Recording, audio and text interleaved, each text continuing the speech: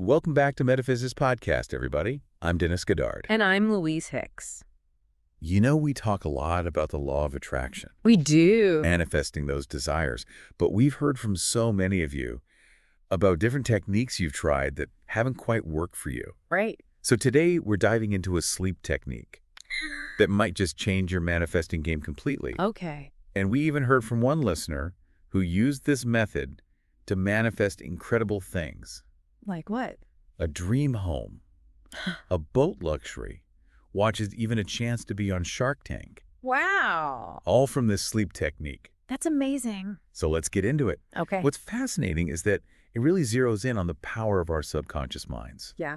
You know, it's working even while we're asleep. So let's talk about the subconscious mind for a second. Okay. I know it's supposed to be this powerhouse, but how much is it really running the show? Well, think of it this way. Your conscious mind, the part you're using right now to listen to us, that only makes up about 5% of your total mental capacity. 5%? That's it. That's it. The other 95% is your subconscious, and that's constantly absorbing information and shaping your reality.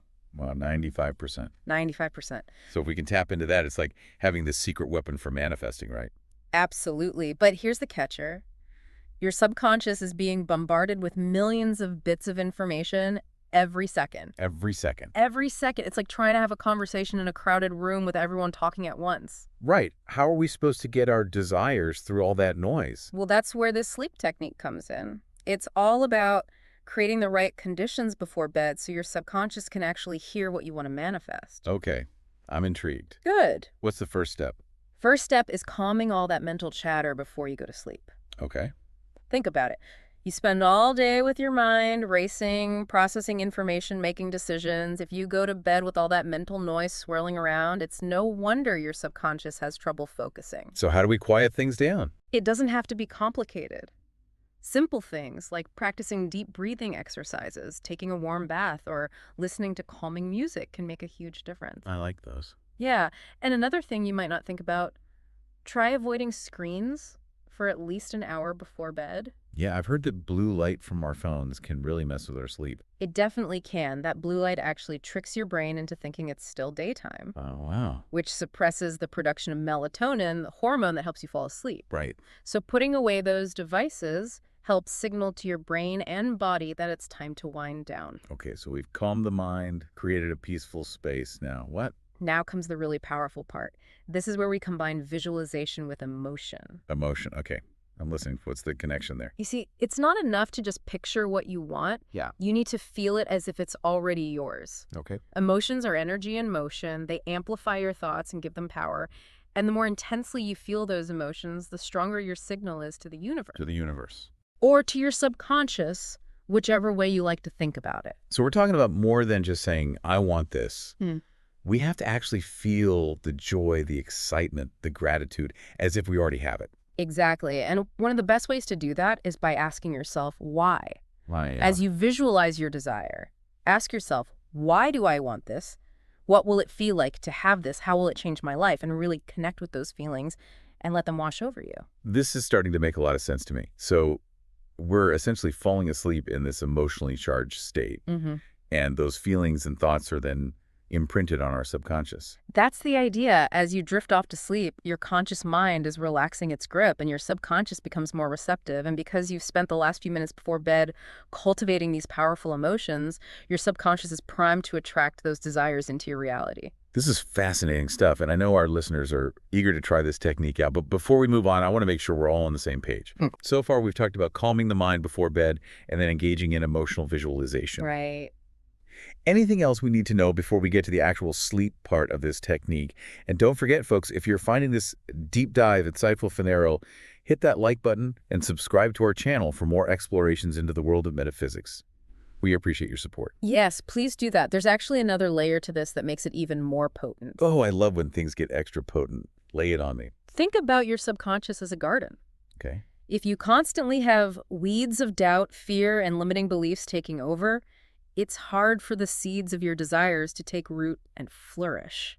So how do we weed that garden, so to speak? By consistently feeding your subconscious with positive affirmations and beliefs, you're essentially fertilizing the soil, creating a more fertile ground for your desires to grow. So even if we have those pesky doubts creeping in, we can combat them by consciously choosing thoughts and beliefs that support our manifestations. Exactly. It's about training your mind to focus on what you do want rather than what you don't want. And remember, repetition is key. Just like you wouldn't plant a seed and expect it to sprout overnight, you need to consistently nurture your subconscious with positive input.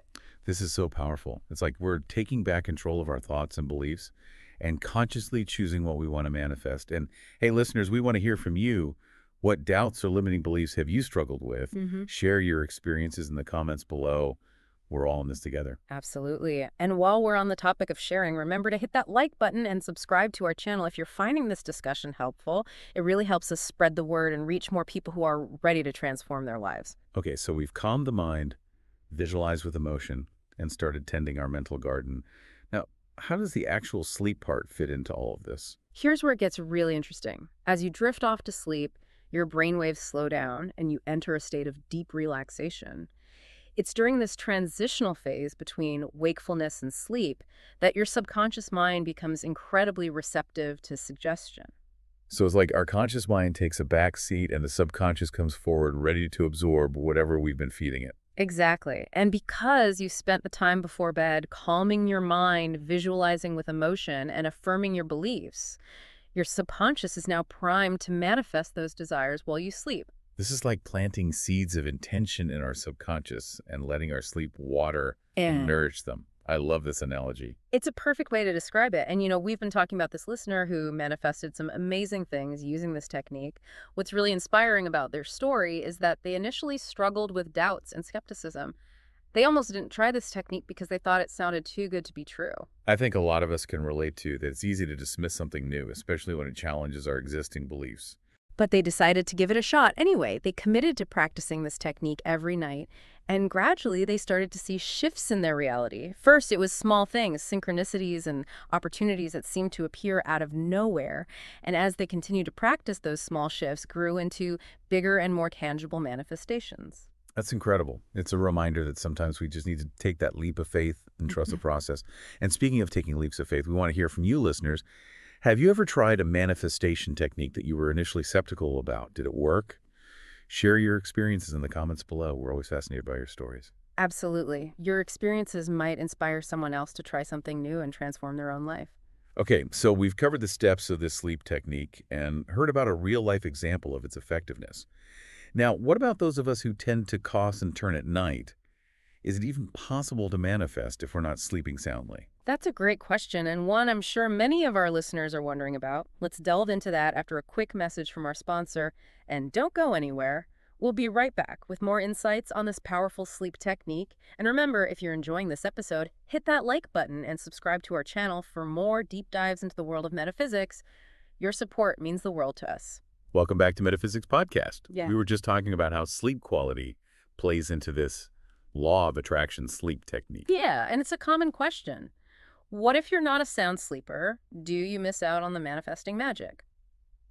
Right. Well, the good news is you can still benefit from this technique even if you don't sleep like a log all night.